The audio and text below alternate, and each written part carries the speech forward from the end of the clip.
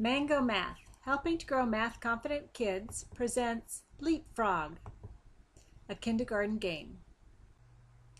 Leapfrog is a game that falls under the math strand of number sense or number recognition cardinality that allows kids to be learning how to count and recognize numbers. It goes along with the math standard of a number counting or cardinality game to help students compare numbers between 1 and 30 using terms such as above, below, in front, behind, next to locate numbers on a number line.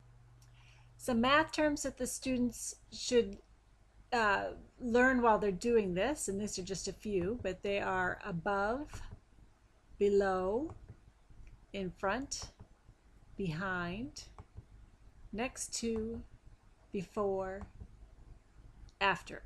So there's all words that students will use when describing where a number would fall on a number line. The supplies that are provided in the plastic pouch along with the instructions sheet are these. There'll be custom-made cards that have questions on them.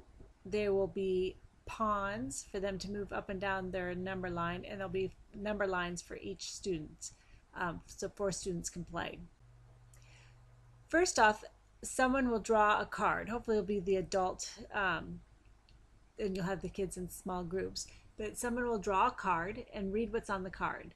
What number is between 9 and 11? And all the students will move their pawn and place it on what that answer would be. Those that have the correct answer, you cheer them on and let them know that they did a good job. Those that may have put it on a wrong spot, read the card again and talk about what does between mean, and have them look at the number line and see that there's a 9 and 11 and what is between those two.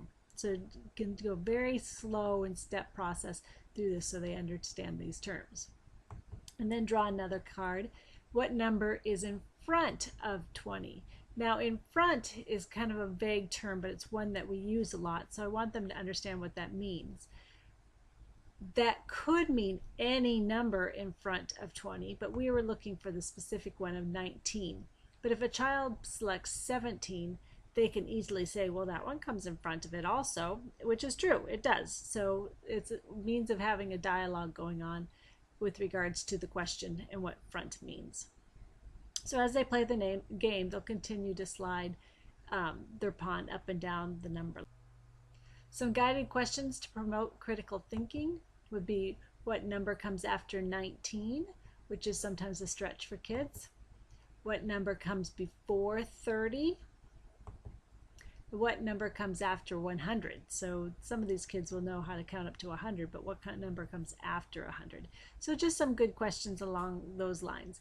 There are only 9 cards that are provided, but you can add more cards in. You can give just make up your own while you're playing the game. So enjoy and have a great time.